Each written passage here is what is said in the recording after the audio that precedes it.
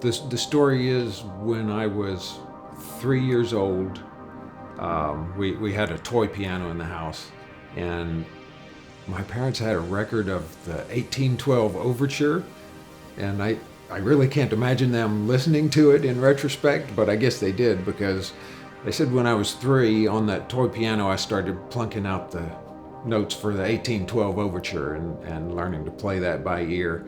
And they said, this boy needs a piano. And so we got a piano and went from there. But I've really always been intrigued by sound.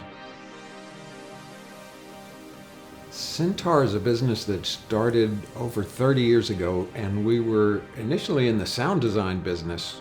We started out doing samples and sound programs for Ensoniq keyboards, and that grew and expanded. We started doing beta testing for Ensoniq, doing some of their factory programming. We got into doing the same thing for Korg.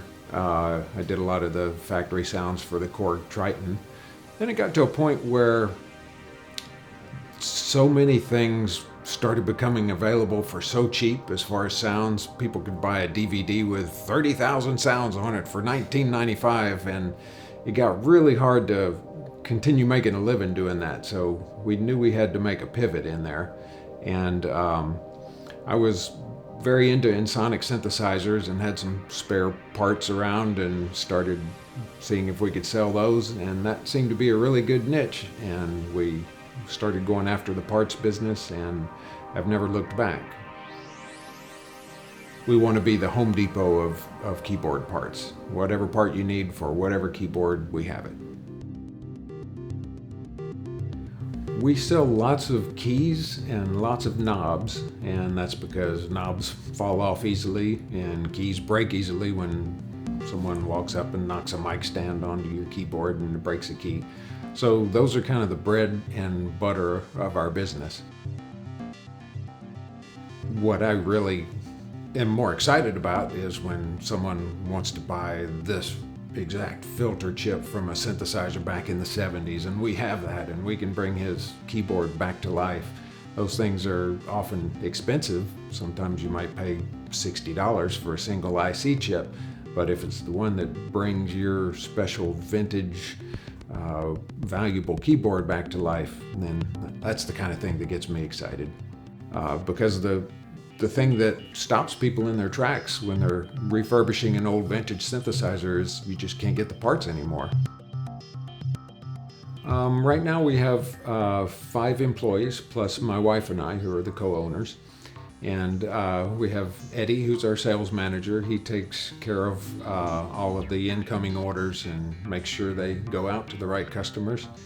We have Shaylin, who does some of what Eddie does, and she also does a lot of the graphics work for Synth Wizards and website and things like that. We have Brianna, who is working on getting parts photographed and onto the website. And then we have 2 techs, Carlos and Gerald, and they are the ones that get the keyboards refurbished. And when we get parts keyboards coming in, they make sure that the parts work before they go into stock and that sort of thing. I recall the first notes I've heard on certain synthesizers. I remember going into a recording studio back in the late 70s, and the Prophet 5 had just come out, and they had a brand new Prophet 5 on the counter, and we were doing a rock and roll song, and I thought, let's try that out, and I hit one note on one patch and got that resonant big huge sweeping sound, and I was like, oh my God. And I still remember that note and that feeling and that sound to this day. First of all, I've sworn that I will never be without a Mini Moog. I've had one for 20 years or so. I've had several. I've gone through several. But there was a period of about 6 months where I didn't have one. And then I got another one and played it, and it was like, this is why I will always have one, and I've just sworn to myself that no matter what, I'm always going to have a Mini Moog. And every time I turn one on and play it, it affirms that decision. It's just such a gorgeous sound and such a playable instrument. We have keyboards that we've gotten donated to us, or sometimes we buy, 80 keyboards at a time or whatever. And some of the stuff we dredge up is just so horrible looking. We have some things in the back that look like they've been underwater, and you pull them up and it's just a bucket of rust and wires dangling and all kind of, it looks horrible. But we'll get some good parts out of that, and sometimes we even refurbish stuff like that. We do a video series called Synth Wizards, and one of the taglines in that is, "We live to bring old synthesizers back to life." And that is kind of it. I've always been kind of a fix-it guy, and when something breaks, I don't want to just throw it away and get another one. I want to take it apart and find out why it broke and make it work again. I think that's good for the planet and the environment, and it's good for the brain, and I just think it's a great way to go. And so, especially with something that is something I'm passionate about, like synthesizers, when an old synthesizer that I love breaks, I really want to bring it back to life. And so I empathize with the guy down the road that has a synthesizer that's broken, and I want to help him get it fixed. So having the parts to do that is really great. The purpose of the videos is to help people get their keyboards fixed, and that's how the whole thing started. And we tried to think, all right, what's a good format to present that in? Because when I'm watching a video of someone saying, all right, here's how you fix this, and then we solder this, and then we put this wire here, I think you lose your focus and you lose your attention after a certain while of that. So we sort of went after a reality show format, just because it kind of keeps you a little more entertained, gives you a little behind the scenes action, lets you know the characters a little better.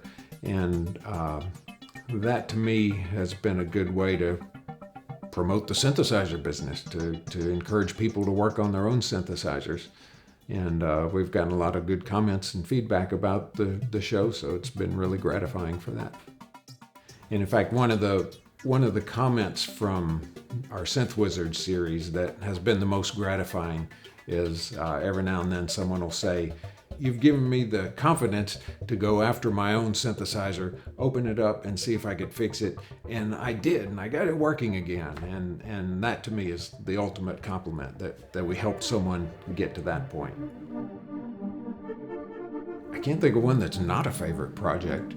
Probably the most visible one has been, we've created what we call a Juno 107, where we've taken a Roland Juno 106, added some circuitry to it that makes it sweep through each of the programs in a bank. So in other words, it'll, as you're holding a chord, you can play program 1, 2, 3, 4, 5, 6, 7, 8, 1, 2, 3, 4, and then it's got a slider that controls that speed, so it'll go 1, 2, 3, 4, 5, 6, 7, 8, it'll sweep through them really fast. And it gives a neat wave sequencing effect. And so that's something we kind of came up with from scratch. I guess one of the coolest guys we've worked with is Michael Boddicker. He was the guy that did so much of the keyboard work with Michael Jackson. If you looked at his list of credits, it would go down the street. It's just amazing how much keyboard work he's done. And so he's someone I've always looked up to and have gotten to meet and have gotten to be friends with. He's just such a nice guy, just such a gracious guy. So it was really cool to meet him because of his immense talent and experience with all of these people. But then to get to know him and just see what a heartfelt, really nice person he is has been really great. We just bought a new building and we're moving into it over the next few months, and it's going to give us a lot more room to have showroom space. We're pretty tight here, and with the new showroom, we want to make Syntaur more of a destination for synthesizer geeks. And we want to have a lot of stuff in the showroom, not just used and refurbished vintage synthesizers, but new things as well.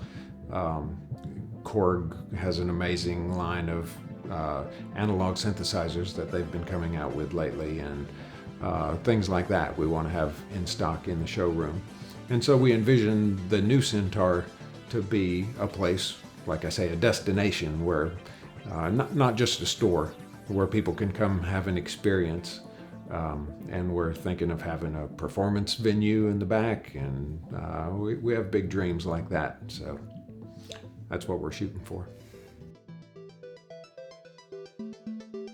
I don't really think I'm an expert at too many things, but I think I have a little bit of knowledge in several different areas that enables me to pull all of this together and sort of guide the team.